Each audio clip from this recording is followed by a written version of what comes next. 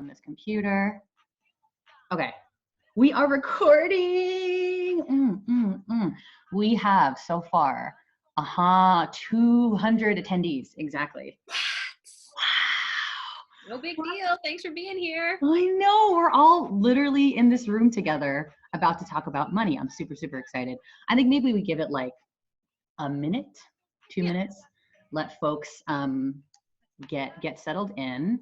We have a little orientation for everyone who is here. I am Berna. I am your host. This is Kara. Well, she's to my left, so I don't know if I'm actually pointing her. This is Kara. I'll be introducing her in a second. She will be our Fearless Workshop leader tonight. There is if you're doing this on desktop, I can at least see that there is a chat function at the bottom, the black bar at the bottom. I see that like a bunch of you have already jumped into the chat. So what's up? Come say hi. Everyone's saying hi, hello, hey, hey, what up? We are waiting a couple more minutes to let other folks come in. Just because I love to like share these numbers. We had originally capped this workshop at 100, and then y'all blew that up really fast. And so today we're expecting like nearly 500, and 500 was the max. So we're at 200, almost 230 right now. So I'm gonna give it like a little bit more time for folks to like find their way here. We got people saying, A from the Bay. I see you, Doris. Hemant is so grateful for this. Thank you so much. I just set up the platform. This is Kara's about to drop all the knowledge on you. We got lots of folks saying hi, hi, hi, hi, hi. Okay, so chat is there. Also at the bottom, I think near the chat function, there's a Q&A. So Kara and I will be doing, Kara will be doing a Q&A at the end of this. Presentation is going to be about 40, 45 minutes. And then we're going to leave some time at the end for Q&A. So if at any time you have questions, please type them into the Q&A function. And we'll both be keeping an eye on that. We'll leave a bit of time at the end for Q&A as well. Yeah, shout out where you are. I'm gonna give it like another 30 seconds, but give me a shout out where you are. I see someone's from San Antonio, Texas. Someone's in their apartment in Brooklyn. Someone in North Carolina, San Francisco, LA, New York. Oh my God, this is so crazy. Oh my God, Kentucky? What? Guys, this is my first. Arizona, Montana? These are places I've never been. Portland. I know. Peru. Buffalo, Fullerton. Oh my God. Oh, Mountain View. Okay, down the street. Boogie Down, Bronx, Minnesota, Florida, Austin. I can't take it. This is so exciting, you guys. Oh my gosh, another Montana. Y'all should hang out. I know the state's big, but you should find each other. We should find each other. Dirty Jers. Be friends. Oh, Canadian Prairies. What? International. I know. We got Peru. We have at least 2 Canadians. We used to have Peru? Yes, someone is from Lima. Hola. Oh, more Canada. Okay. Oh my gosh, this is so exciting. All right, well, I think maybe we kick things off now. I'm gonna keep an eye on the webinar chat. So if you need if you need me to know anything, you can message me or like put stuff in the chat. Aria asked, Berna, can you see us at all? Unfortunately, no.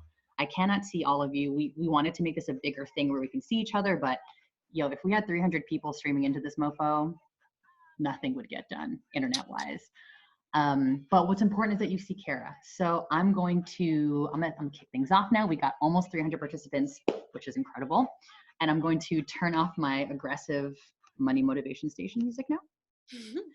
Hi, y'all. Aria's eating a sandwich. Shout out to your sandwich, Aria. Okay, so welcome to the very first HellaHelpful webinar. I cannot believe almost 300 of us are here from all over the world, literally. I just want to give a giant shout out to the folks on Team HellaHelpful. We've got about a dozen incredible financial educators who just like popped out the cut like from their own kindness of their hearts. I was just like, guys, what if we put together? And they were just like, woof, I'm down. Again, I built the platform and all the marketing and all that good stuff, but the teachers are the ones who are really bringing the heat for you this week. So I'm really, really grateful. I want to just give a general, I'm sending you love. I'm sending you healthy vibes. I'm sending you, I hope this distracts you from this scary and terrible news, at least for an hour. And I'm really grateful for all of you giving us your time. HellaHelpful was born out of the need for community care. And I really, really believe in community care. I believe that, it's nice that the government's trying to help, but it's not happening fast enough. And so we really need to sort of pull each other up. And I know that all of our teachers feel the same. So Anyway, without further ado, this beautiful human in just the best dress. I don't know if you see her dress, but in the best dress, and she'll share the story. This is Kara Perez. Kara Perez hails from Austin, Texas, and she is the boss lady, CEO, founder, entire whole ass team behind Bravely. And Bravely is a beautiful financial feminist platform. She is who I look to when I'm trying to like set my moral compass, not just in terms of like budgeting and personal finance, like facts, but like what is happening in the world today and how does that affect my money? Kara is on it. If you don't already follow her on IG, they are We Bravely Go, right? Did I get that right?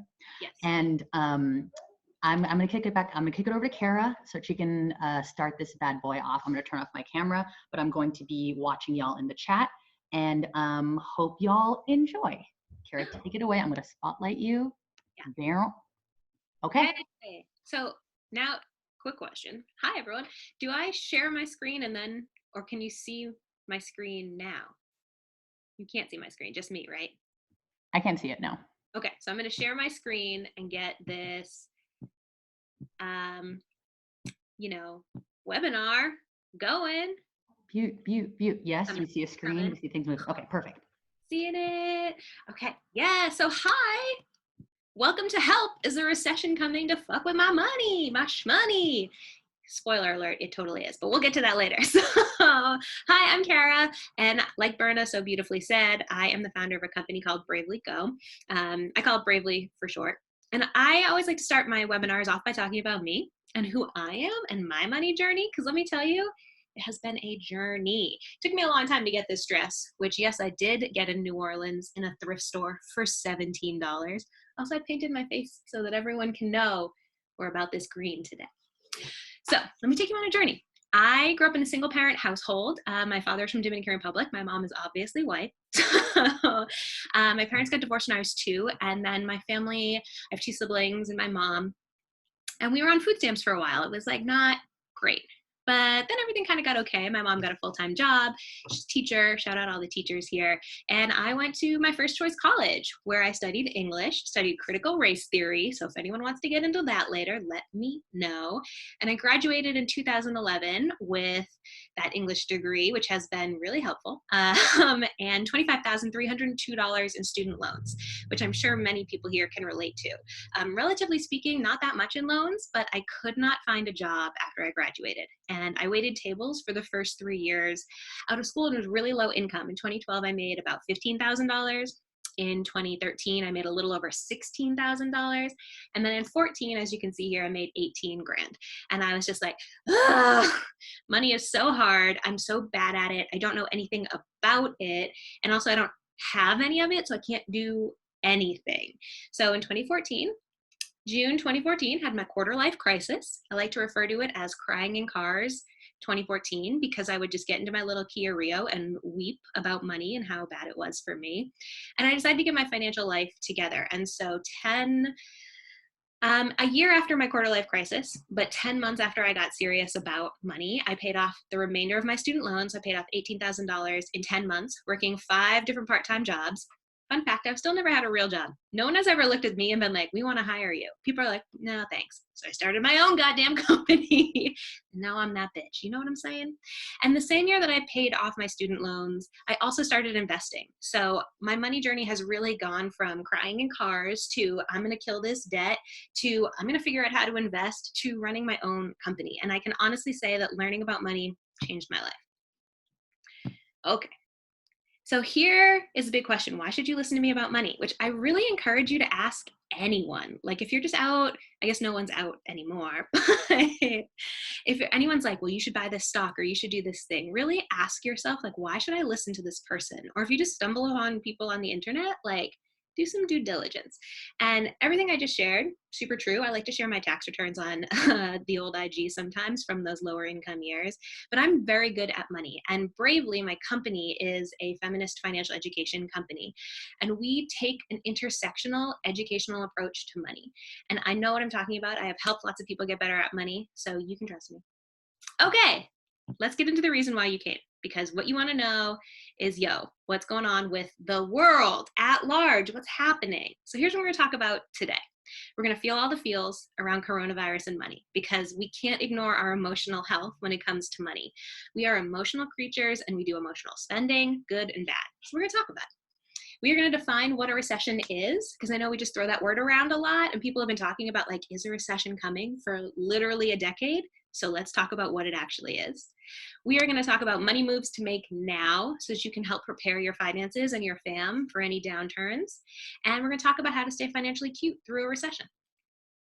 Also, if you have any questions on like language or terminology that I'm using that you don't understand, feel free to drop it in the chat box, and I'll try and catch it. And Berna's also on question duty. If you have like big picture questions, we've got lots of time for questions at the end. So hold those. Okay, let's get into it. Coronavirus got me in my feelings. We are all sad Keanu right now, right? We are just watching the world close down. We are just getting these crazy updates from the Federal Reserve and, like, you know, President Cheeto, and we're like, what is even happening? I feel bad. Keanu, pass me a sandwich. So I just want to say it's totally fine to have feelings. It's totally fine to not be right. I don't know if y'all have seen this on Twitter or Instagram, where people are like, oh, King Lear, or Shakespeare wrote King Lear when he was in quarantine. And it's like, suck my dick. Okay, I'm not writing King Lear. I'm lying on my couch, eating snacks and trying not to cry. And it's okay to feel that way, because there's a lot going on and a lot is changing really, really quickly. And there's very little clarity on what's happening. Every single day, it's like new updates, and what you knew yesterday, it doesn't even apply anymore. So I want to ask, like, what are you most afraid of right now? Or like, what are you most stressed out about? Let me know in the comments, because we can address it here tonight. Also, I'm going to be doing a lot of drinking because I do a lot of chatting. Okay, so my parents having to use credit cards, being laid off, mortgage payments, not having enough in savings, bills, laid off, student loans, property taxes, all of the above, finding a job after graduating, hashtag relatable, food insecurity, oh my God, yes. Impact of job loss, my dad losing his job and I have to support him. Yeah, these are all really real things. And so I just want to say, like, first of all, your emotions are valid. The way you are feeling are valid. Don't let anyone tell you shouldn't be feeling that, or you're stupid for feeling that, or whatever. Just and out if someone tries to invalidate your feelings, okay? But that said, and I don't want to go too tech bro on you, because I hate tech bros, but right now in this time where everything is moving so quickly, the way that we will best be served is by focusing our energy on what we can do and what we can control in our own lives. Okay, we can't make, the Bay Area rescind its shelter in place. And I'm in Austin, Texas. We're about to have a shelter in place order come in. We can't put the coronavirus back in the bottle, right? What can we do? We can focus on our own lives, our own family, and what's going on with us. So first things first, stay home. Don't go anywhere. Don't make the situation worse for yourself, your family, and for others. Focus on what you're eating. Focus on what and when you're consuming the news. Like, where are you getting your information from? Is it reputable? Are you just endlessly scrolling Twitter, being like, oh God, oh God, oh God? Because if you are, let me know. I'm also endlessly scrolling Twitter. What are you spending money on right now? And who are you listening to? Are you listening to people that make you feel good? Are you listening to people that make you feel stressed out? Are you listening to people who have the best of intentions but are still making you feel stressed out? Ugh, too much. So a guarantee is that our money is changing, and it will continue to change over the next couple of months as we figure this whole thing out. But it doesn't have to be, change doesn't have to be endlessly scary. It's scary at times for sure, but it doesn't have to just be nightmare, nightmare, nightmare, nightmare, nightmare the whole time. So I like to tell myself and my coaching clients, like, honor your current feelings and also prepare to welcome change into your life, positive change into your life. Now, who here has seen the song, right? The song is charted. Shit is real. Shit is getting real. It's so good. Let's talk about it. What is a recession? First and foremost. So technically speaking, a recession is 2 consecutive quarters of declining GDP, gross domestic product. Okay? So What does that mean? That means it's 6 months, 2 quarters are 6 months of basically the stock market and United States output going down. But that doesn't really matter to you, right? You're like, I don't give a fuck about GDP. Practically speaking, it's when all your friends lose their jobs and the stock market is continually low and things get more expensive and you're living off of credit cards and you run through all your savings, right? Like that's the practical impact of a recession on our lives.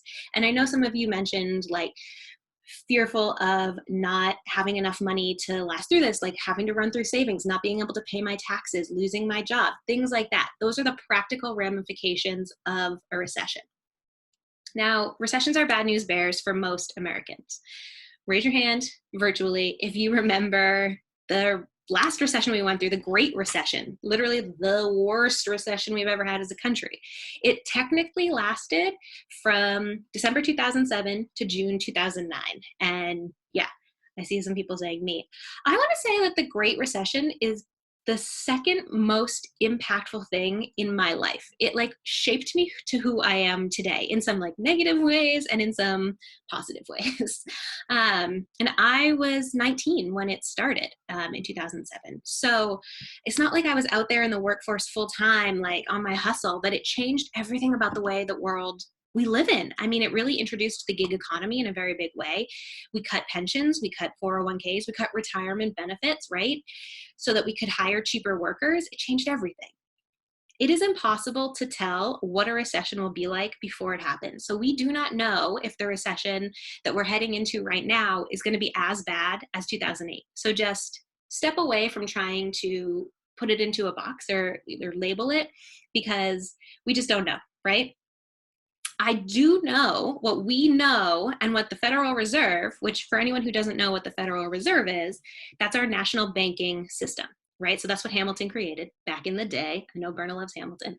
And he was like, all of these will work together. And now there's this guy, this old white man named Jerome Powell, and he's in charge of the Federal Reserve. And you see him popping up in the news all the time being like, we're going to cut interest rates, stimulus package, all of this, right?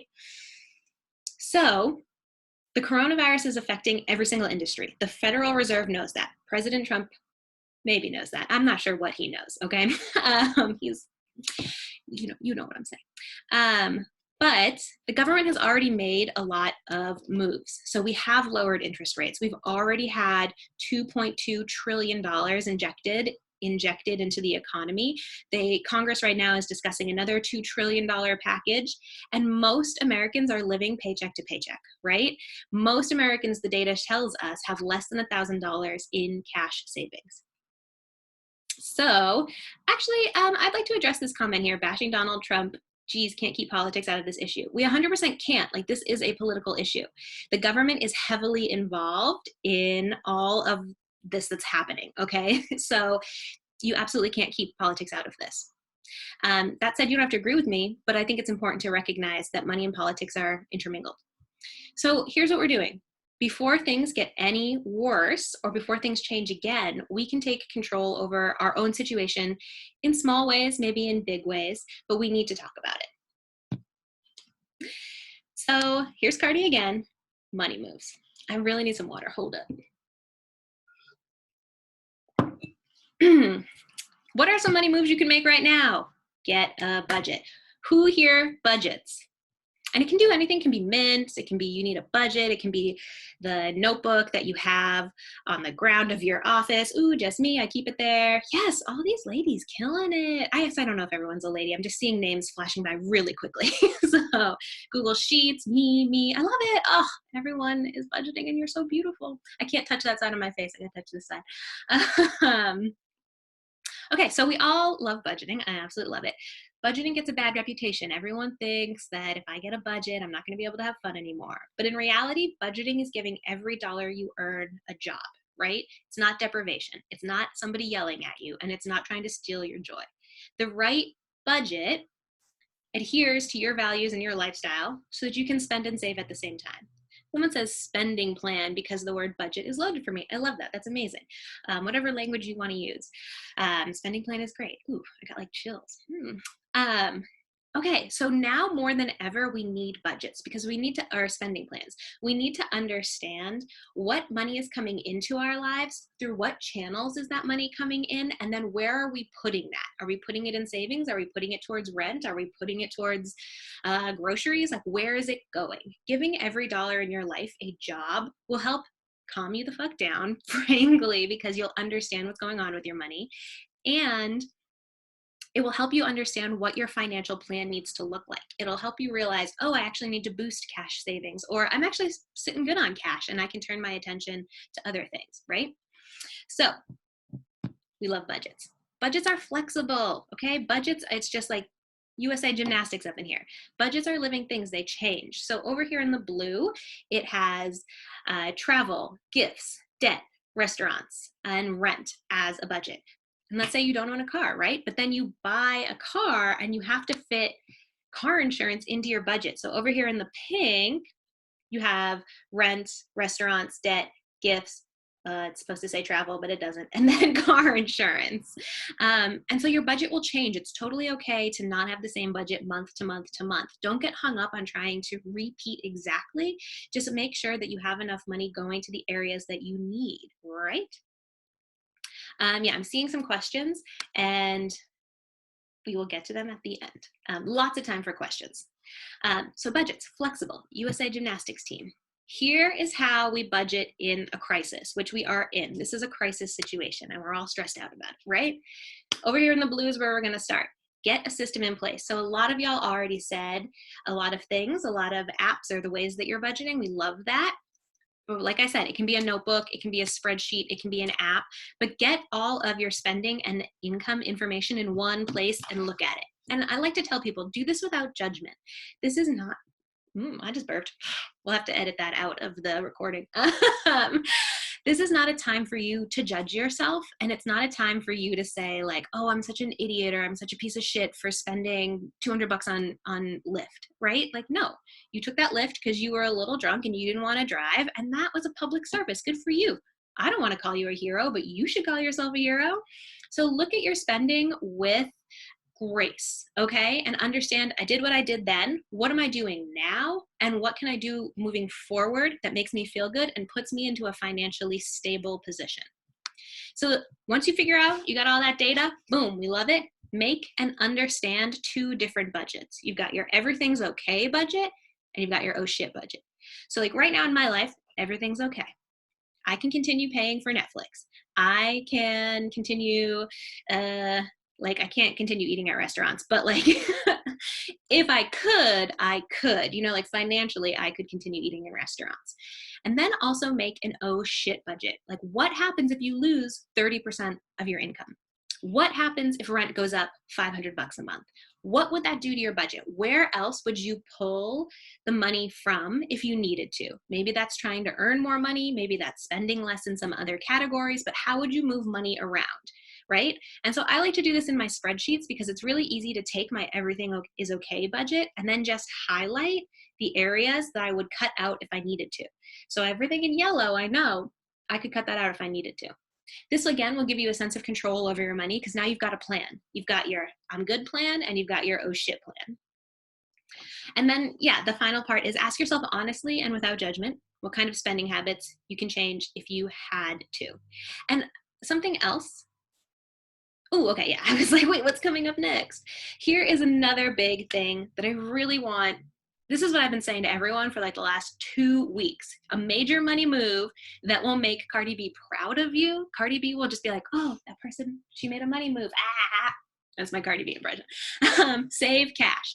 Everyone here right now probably needs to be saving cash. I need to be saving cash, okay?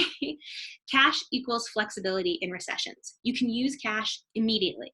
So something like the value of your home, if you're a homeowner, that's what we call illiquid, right? Like it's a nice looking number on a piece of paper, but it's not actually cash that you have in your hand right now, right? Versus cash in your emergency fund, you can go get that out of the bank at any time and spend it on whatever you want.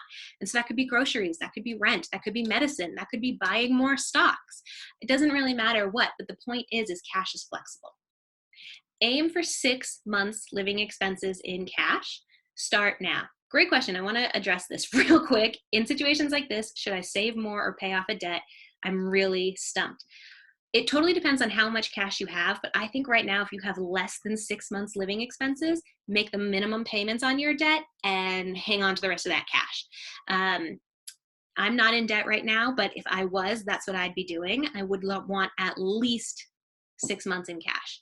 Because again, flexibility. Okay, money move numero dos. Talk to the fam. Who here loves their family? Everyone, right? I called my grandma today. She went out. I was like, Grandma, shut that shit down. She's like, oh, I just went to the grocery. And I was like, you know, she's 91. Like, what nonsense is this? So ask your family again, without judgment, without anger. Listen, I have a brother. He drives me insane. I have 2 brothers. One of them, we fight so much. It's insane. I have to talk to him with grace in my heart about his money right now, not with anger in my heart. So sit down with your family or get on the phone or get on that FaceTime, whatever you're doing, and ask them like, hey, this is like a wild ride, right? Like, what is happening? Did you read about, such and such? Do you have a budget? Like, I'm trying to budget. What do you do? What do you say budget like 18 times? Okay. Just throw it in their face. People love that. But bring it up with them and ask them in safe language, do you have emergency funds? Like, what's your money plan for a downturn? Like, how are you feeling about money right now? Do you want to talk about it? No one likes a judgment, Josh, right? We don't need that. So a great way to talk, especially to older people in your lives, is to take something you just learned. Like maybe you've been a budgeting queen forever, a spending plan queen forever. You can just play like you just learned what that word is. Just be like, oh my God, Dad, I just got a budget together and it feels really good. Like, do you budget? Just like, I'm super excited about this thing. Be excited with me. Like, do you budget? What do you use to budget? And if they're like, I don't budget, you can be like, oh, cool. Like, how are you feeling about money right now?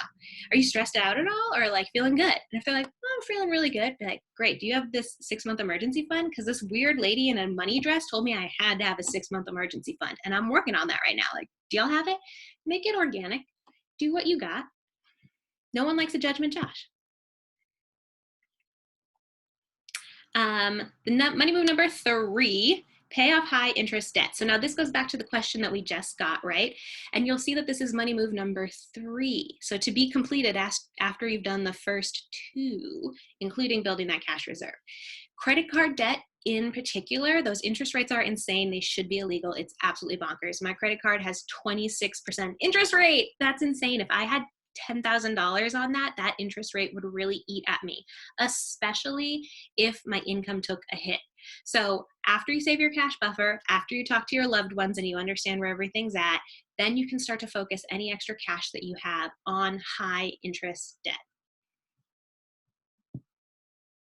Okay, here's a really cute panda. Pandas are my favorite animal. And it says, I'm cute and so are you and your money. So the stock market has been acting up, right? It will continue to. Today, March 23rd, the market closed down, right? So that means it closed lower than it opened. Again, no one can predict exactly when it will go down. No one can predict when it will recover. And no one can predict when it will go back down again. So we are in for a wild ride right now. And the government is making a lot of moves with these stimulus packages, which are designed to help stop that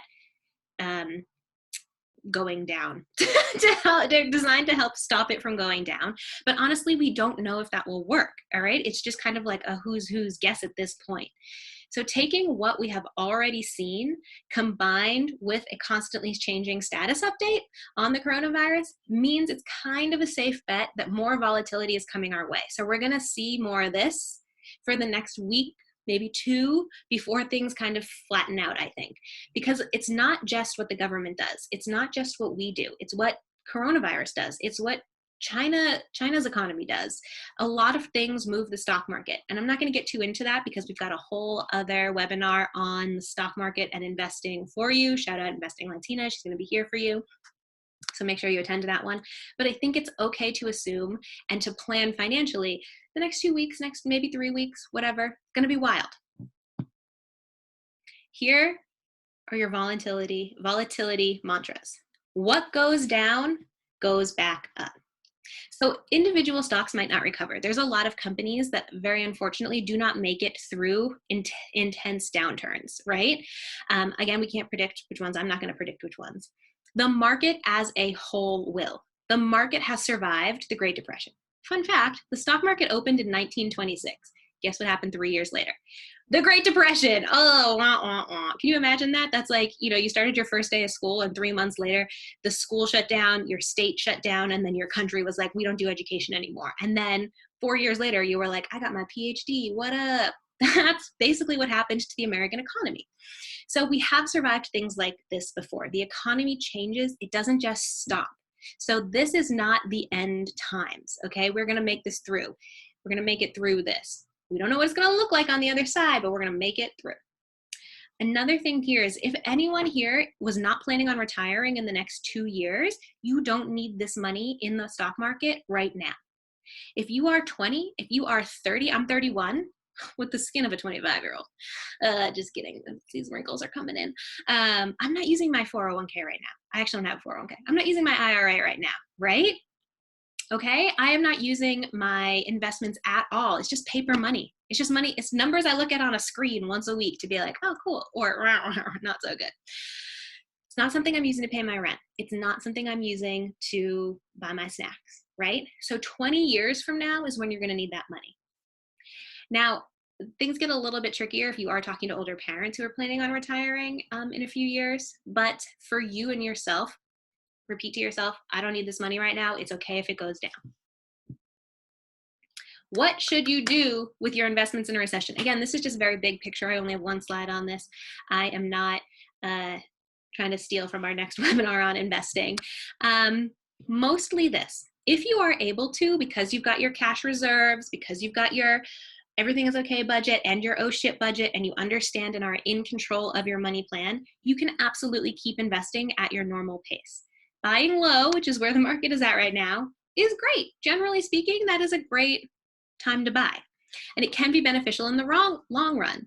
But do not opt out, or, and it's supposed to say put, not pot, all the way in, because extremes are bad during a recession. And when I say extremes, I mean you making extreme decisions, not the market doing extreme things. You being like, oh, the market's down today. I'm going to drop every single penny I have into it. Don't do that. Okay, hold on to that. And on the other hand, don't pull everything out just because the market is down. Try to maintain what you're already doing as long as your budget allows for that. Stay the course that you have already set. Try not to deviate too much.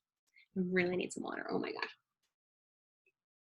I love this dress, but I am sweating in it. Okay, so now it's time for questions. Here's where you can find me on the internet, BT Dubs. Would love an Instagram follow if you are into this money dress and into this kind of content. I'm really trying to get that 10K. I want that swipe up feature.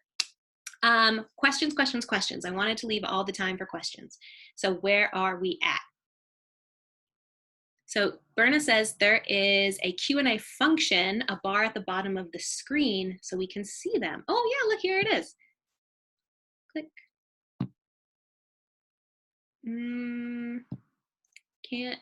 I would just like to give 2 seconds to Kara so she can breathe.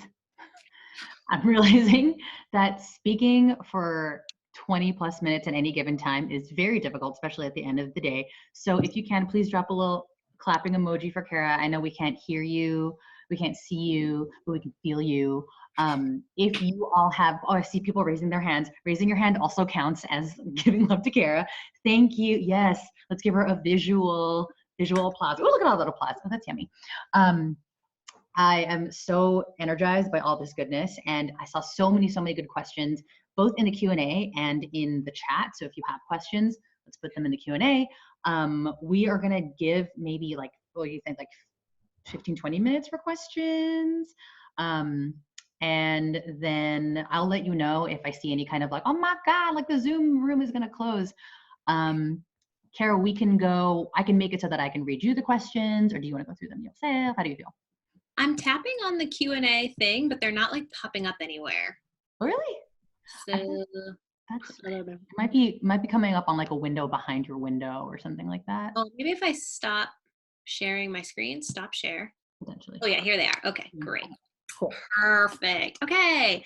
So, Anonymous asks at 7:45 p.m., should I worry about my investments in my retirement account? What should I do? So, like I was just saying, if you are 30 years away from from retirement, don't worry too much about it. Stay the course. I would not recommend taking money out, but again, everyone's personal finance is personal. Everyone is different. So, I can't give you specific personalized advice, but if you are a long way from retirement, chill. Just take a chill pill.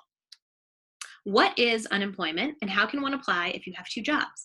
Okay, so unemployment is a word that we use to apply to, or it's like shorthand for this program from the federal government. Once again, money is political, where if you have been let go or fired, you can apply to receive a portion of money from the government. So like when we pay our taxes, there's a little tiny bit of the money that we're paying in every single paycheck called the unemployment tax, and it goes into that pot, and then people apply and they use that money to kind of tide them over. So that's what unemployment is. I actually do not know how to apply, but I would Google it. It's hard. The government doesn't, I don't want to say it's hard, but there's paperwork. It's not just like a click and done situation. It's a bit of an involved process, I believe. I've never done it firsthand. You can apply if you have two jobs. That shouldn't be a barrier to applying. What does gross domestic product mean? Simply explained, please. Amazing questions. This is an economic term that basically rates how much money the country is making. So like the United States exports things, right? Like we send, I can't think of a single thing that we export, but let's just say like we export avocados, right? Like we're like, oh, we grow all these avocados and we sell them to France, right? That's part of our gross domestic product. That is a product we are selling. GDP includes a lot of things. So like, tech, healthcare, food, energy, trash, all of these things, as long as we are exporting it and getting a price for them, that's included in gross domestic product. What app do you recommend to use for beginner budgeting? Okay, I'm going to hit you with some real budgeting tea. There's an app, it's the OG of budgeting apps. It's called Mint, like a little mint to refresh your breath.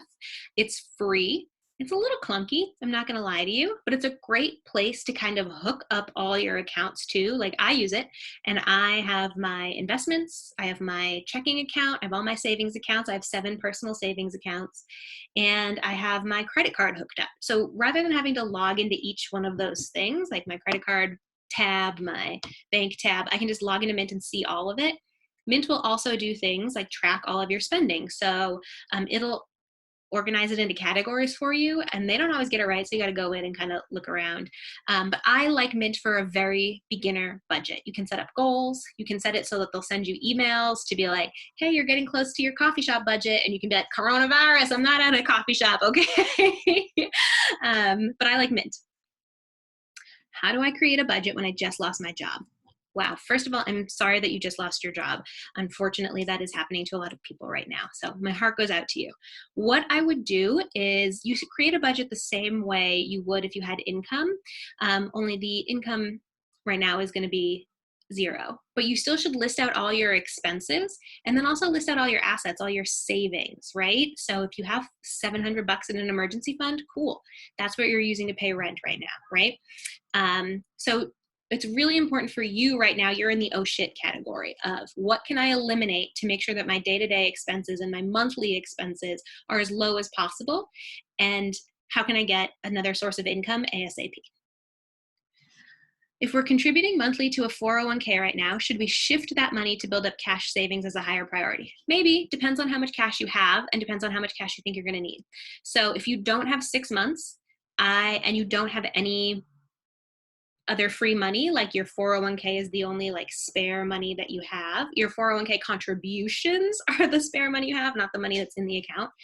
Yes, I would divert that money to build up your cash savings. Cash is king right now. I mean it.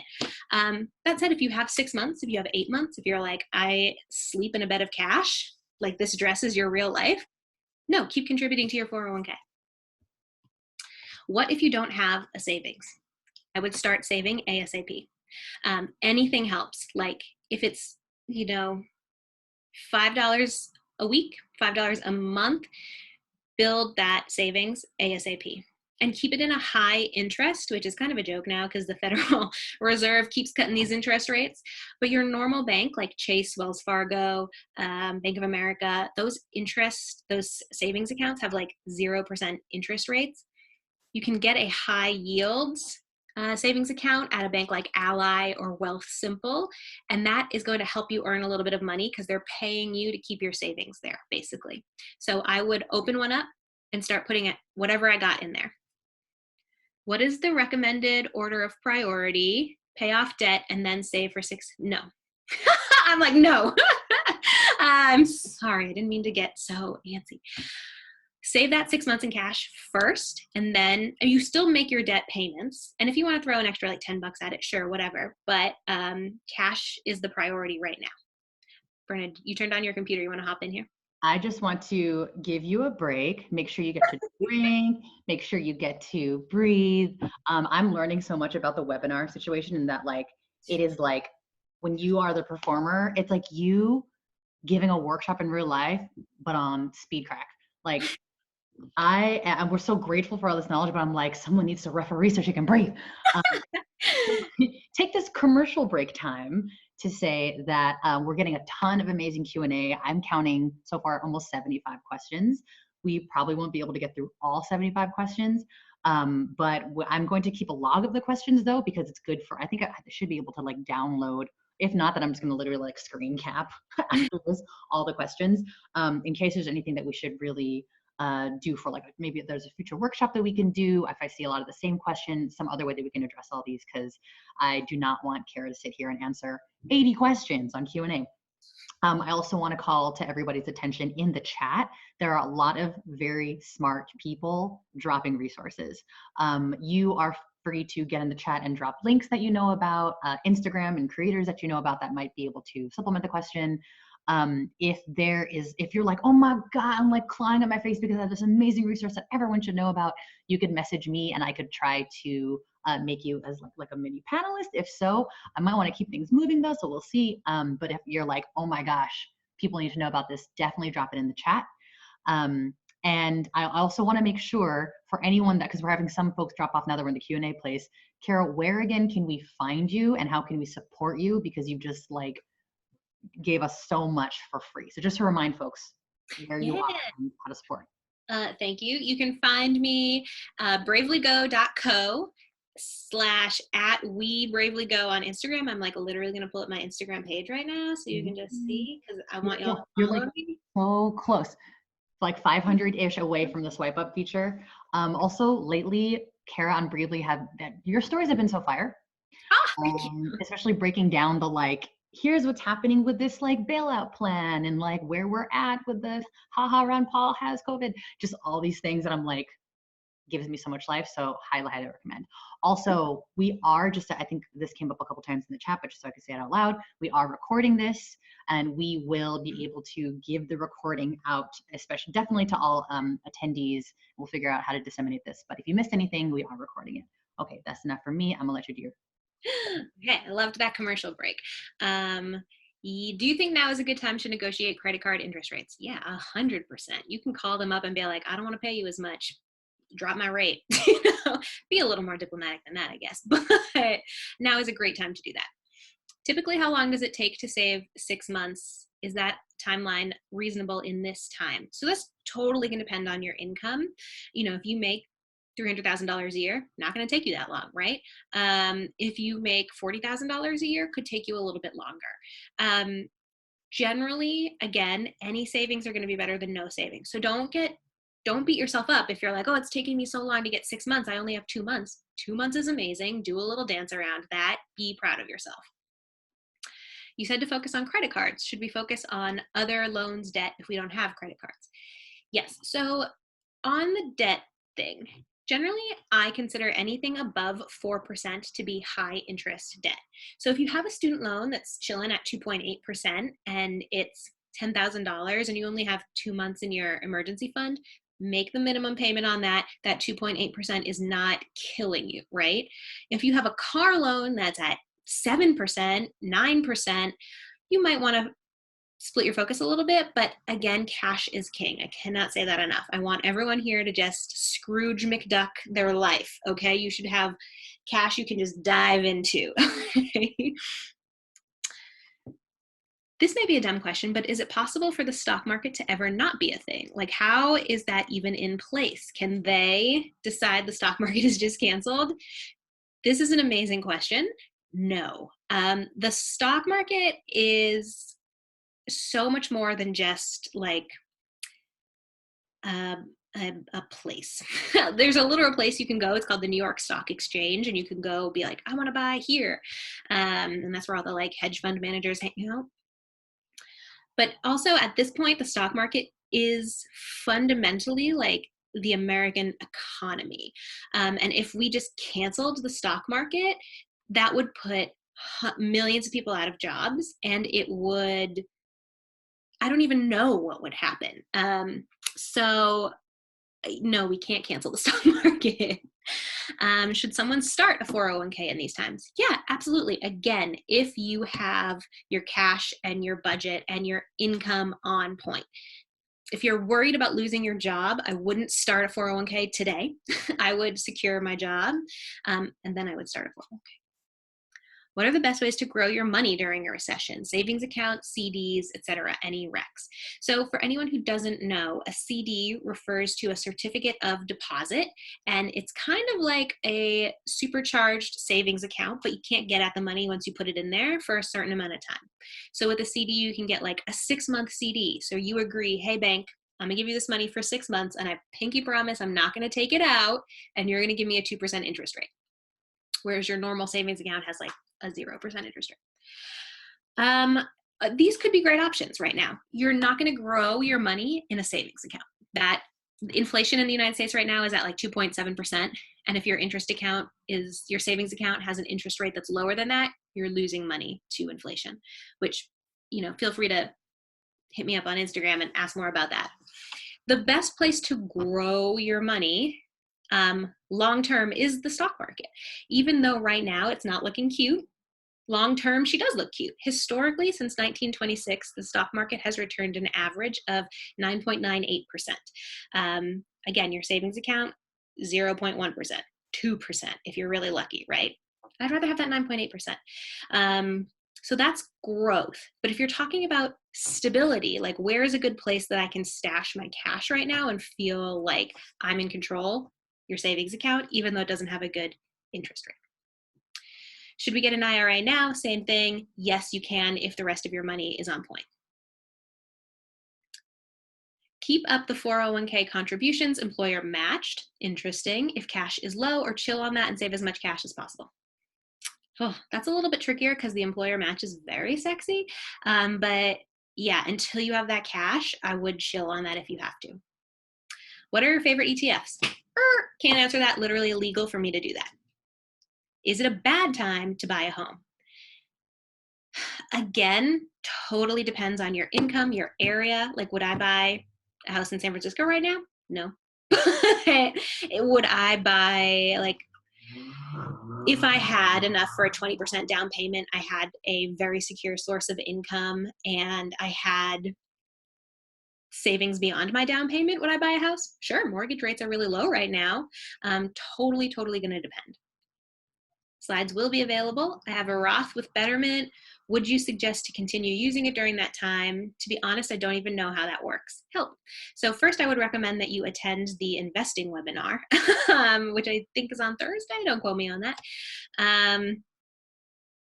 And then I would also recommend that you read NerdWallet has an amazing article on what is a Roth IRA. So just Google what is a Roth IRA NerdWallet, and it'll come up and it'll help you understand the account better. Knowledge is power, especially in downturns. So understanding like what investing is will help you make better decisions for your investments. Oh, I'm so glad we came back to this one. How can freelancers budget since incoming cash always varies? as a freelancer, here's what I'll tell you.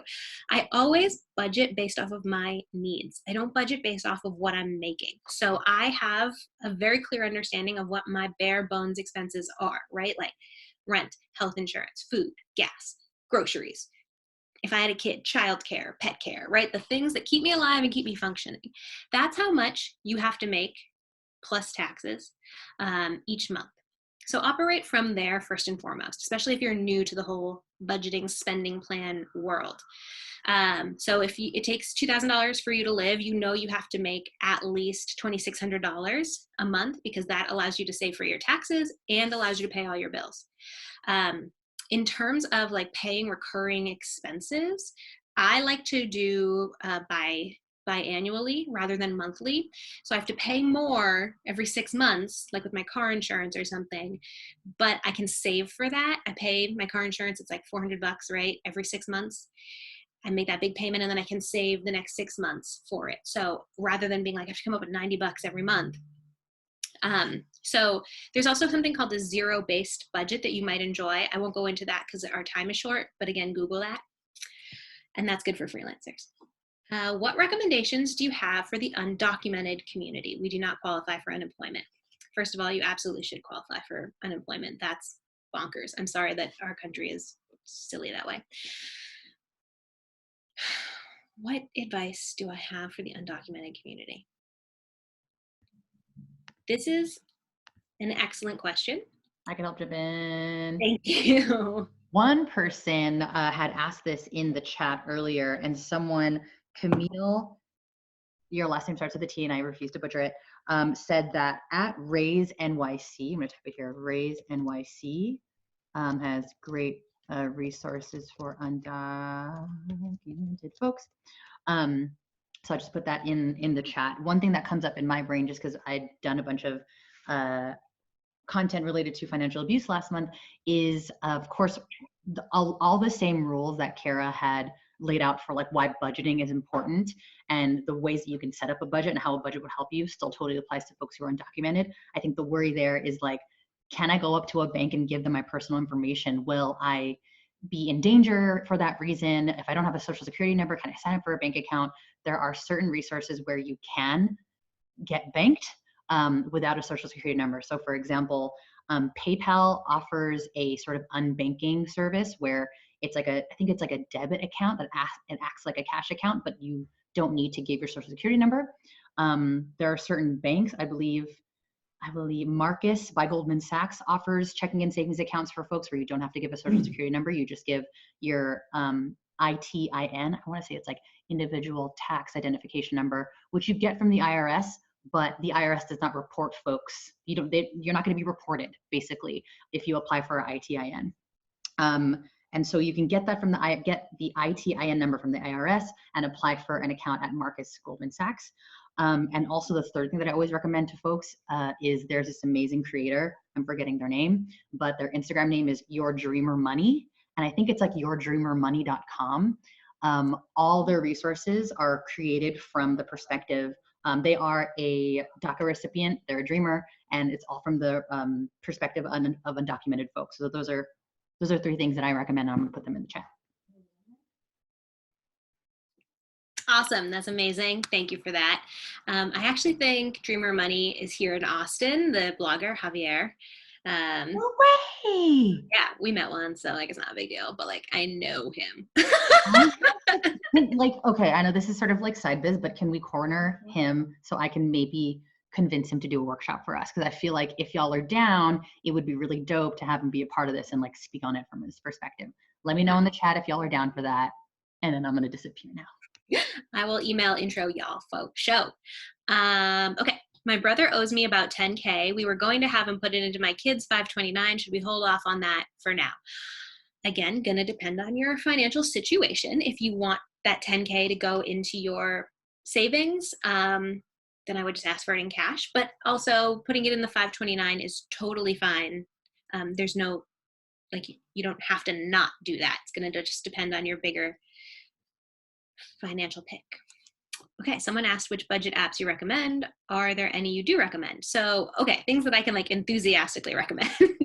So there's one called You Need a Budget. I think it's $80 a year. And why I like You Need a Budget, I don't use it, so this is not like personal experience and I'm not like an affiliate for them, but I like it because they're very hands-on. So I saw some people in the chat were like, I have a really hard time sticking to my budget. You Need a Budget might be a really good tool for you. I also have a budget workbook. It's $20. It's on my website, bravelygo.co.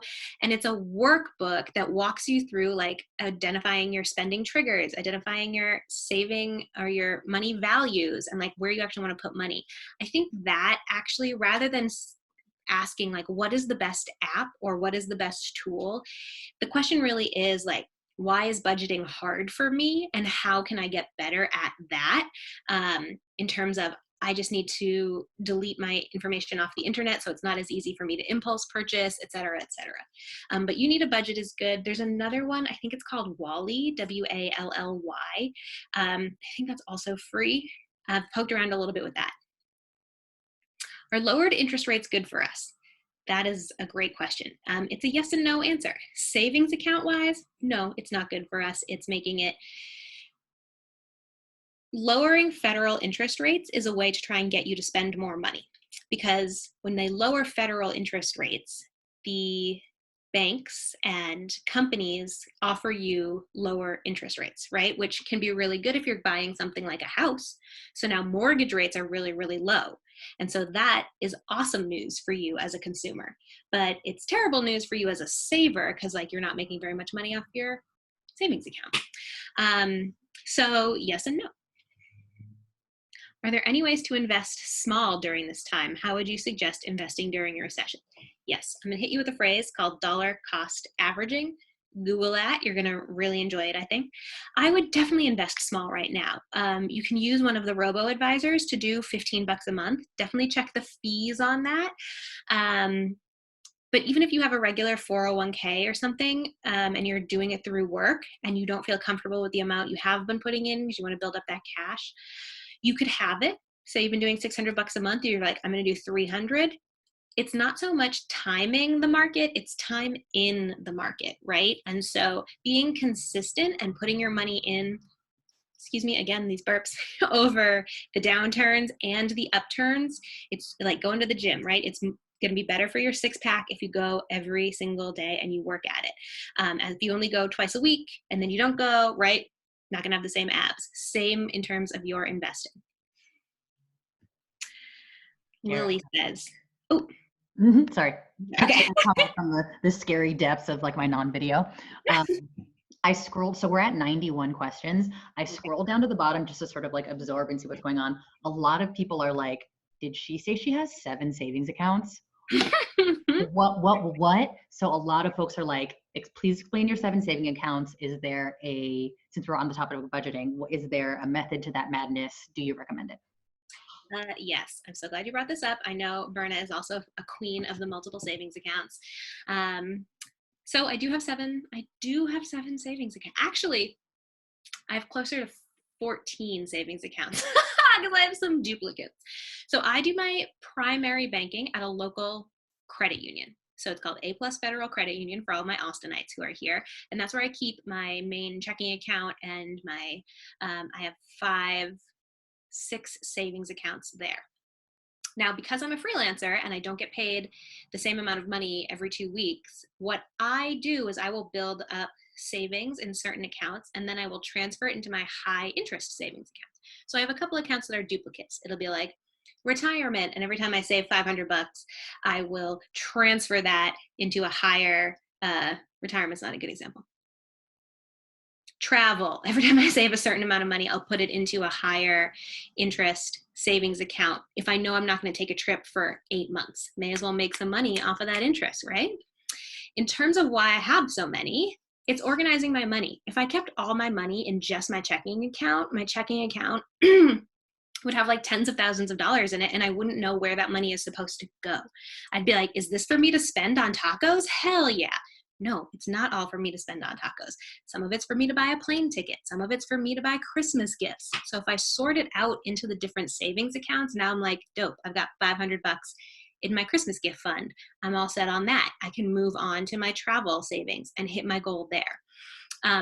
So you can open as many as you want. Doesn't have to be as many as me. I have added to this over time. Like when I first got into money, crying in cars 2014, I didn't have 7 savings accounts. I didn't have 14 savings accounts. I had 1. It was my emergency fund. And then I was like, oh, I'd really like to go to Italy someday. I'm going to open an Italy savings account. And then I was like, oh, I got to save for these fucking freelance taxes. Better open a taxes savings account, and things will grow from there. In my budgeting coaching, my money coaching, what I always tell everyone is everyone needs 2 savings accounts. You need your emergency fund, and then you need your fun fund. Because you know what? Our lives should be fun. You should be able to go to Coachella when there's not a coronavirus happening. Like, treat yourself. I respect that, but not at the expense of your emergency fund or of your bills. Other questions around that? I'm going to just look at the chat real quick. Yeah, so do you open those savings accounts under all those different names? Yes, nicknames for life. I have nicknames on nicknames on nicknames in my savings accounts, and it's amazing. It helps keep me organized, and it's fun. Sounds like the app Digit. Yeah, there's a bunch of savings apps out there where they will automatically like round up your spending, and they will transfer that savings for you. Capital with a Q is one of those. Digit is one. I think they each cost $2 a month. Simone says there isn't a minimum amount you need in the account. That rhymes. Some banks do have minimums. My credit union doesn't. They're like, you can have $0 in here. Ally, which is that online bank I mentioned earlier, also has 0 minimums. But that's a really good thing to pay attention to. You don't want to get charged a fee for not having the minimum amount in it. I want to take a temperature check. I want to hold my hand up to your forehead. But Ooh, that's nutty. How are you, Kara? Do you feel energized? Do you need more liquids? I think maybe we should wrap it up in a few minutes, just to keep things cute, keep things short. But how are you feeling? I'm good. Maybe like 3 more questions. Perfect. Cool. Okay, I'm gonna scroll to the bottom of the questions and just see what we got here. Okay, let's see. I feel like I've answered some of these. Okay, here's a good one. If your savings account APY went down due to the recession, would you recommend moving it out into another account where the percentage is higher? Sure, you can absolutely do that if you want to. I personally have not opted to do that because I'm lazy, but if you're feeling fired up about it, you totally can. How do you feel about union banks? I don't know what a union bank is. A bank via a workplace union? Can't give my opinion on that. Does she mean credit union? Do you mean credit union? Because I love credit unions. Big fan of credit unions. They're much more ethical than banks because they are much smaller than banks, but they offer all the same services. You can get a mortgage at a credit union. You can get a personal loan at a credit union. So big fan of credit unions. And then, okay, one more. Okay, here's a good question. Do you suggest getting a new credit card with low or no interest that you can transfer your debt to while still paying it off? The interest I'm charged every month is not helping me pay off my existing debt. Yes, I do recommend this with a big caveat. If you are, so what she's saying is right now she has a credit card. Let's say she has a Discover credit card at 26% interest, and she has $10,000 in debt on it. That 26% interest is ruining her life. It's Regina Georging all over her face. And she's like, ugh, what if I transferred this debt to Capital One, which has 0% interest for 12 months, and then I pay off that $10,000 in 12 months. Very sexy financial move. I really like that. 2 big things. One, there will be a transfer fee. It's usually like 1 to 3% of the total you're transferring, and they will just add that on to the debt that you transferred. 2, you have to have a crystal clear payoff plan because that 0% interest rate is not forever. It's usually for 6 months, 12 months, maybe 18 months. So you have to be able to get out of debt in that time frame before you make the transfer. Otherwise, you're going to find yourself in the exact same position. Also, someone is saying, I just noticed Kara's background poster. Hell yeah, I did make this. It says talk money to me, and I bring it to all my events. I take it off my wall and I put it in my Kia Rio, which I still have, and I drive it to my conferences. Part of what we do at Bravely is we host pop-up conferences that feature all women or non-binary speakers, and I bring this with me every time. It was like $80 at Office Depot. You can't waste. I'm here for that. I'm here for DIY money posters because that's not a poster that one would find at, say, Marshall's or Ross or TJ Maxx. What? Walking amongst the bargain home section looking for cheap things to fill your room. Kara, thank you so much. Before we go, everyone please drop loving emojis and thanks to Kara. We still got 236 folks in the room, so I hope to see lots and lots of love in that chat. Thank you so much, Kara, for dropping all of your knowledge, for helping us enter HellaHelpful Week and holding our hands re-recession. I want to remind everybody in this club that we are going to be sharing this recording. Kara will be sharing her slides. So just if you're on the email list, that's the best place to be. We will keep you updated in that way. Again, Kara, could you say one more time where to find you and how to support you? Because that's my biggest thing. I'm just like, tell them how to love you. Yes, please, please, please follow me on Instagram at WeBravelyGo. I follow Berna, she follows me. So if you can't remember that, just go to Berna's follower list. And bravelygo.co I've got a lot of articles and free resources on there. So that's my website, bravelygo.co. It rhymes. And if you want, I do have a Patreon. $2 a month would be amazing. No pressure. Yes, a reminder to all these folks, everyone here, all of our teachers are doing HellaHelpful for free. No one is receiving any money for anything. Again, this is community care. So if you've got the means, please support our teachers. Just to remind everybody, tomorrow is our emergency savings seminar workshop. I saw lots of questions in there of what about an emergency savings? Do I build up a savings? Please bring all of your questions to tomorrow's workshop, which is at 4 o'clock PT, 7 o'clock ET. It's with Yaneli, Miss Be Helpful. And then I saw lots of debt payoff questions as well, like debt payoff strategy questions. I saw a ton of those in the Q&A. We're having a debt payoffs webinar. I'm going to call it a seminar. I don't know the difference between these words. I'm going to say a lot of different ones. We're having a debt payoff webinar workshop on Thursday with Nasima of Financially Intentional. So make sure you're registered for that. And then on Wednesday, we also have a money yoga session in the morning afternoon. And then Wednesday evening, we are doing an investing workshop, like Investing 101. Please hold my hand. What does it all mean? With Yuli of Investing Latina. So all the folks who haven't gotten their questions answered, I'll guarantee you that we have like a focused workshop coming up for you this month. So stay updated, register before the tickets go out. And that is all. Thanks. Oh, Cash App. Here we go. Kara does not have Cash App, just Venmo, Kara-P-4. Venmo support counts as community care. Okay. Thank you, everyone. Thank you, Kara. Let's all stay updated on IG and on the email list, and I will hopefully see all of y'all tomorrow. It's Kara with a K. Kara. Yes. Oh, yes. Yes. K-A-R-A. I'm going to end the meeting. I'm going to end the meeting, and I think that kicks everybody out. But I love you. I love you so much. Hi, everyone. Thank you so much for being here. Talk money to me. Yes, get it on the face. Bye, y'all.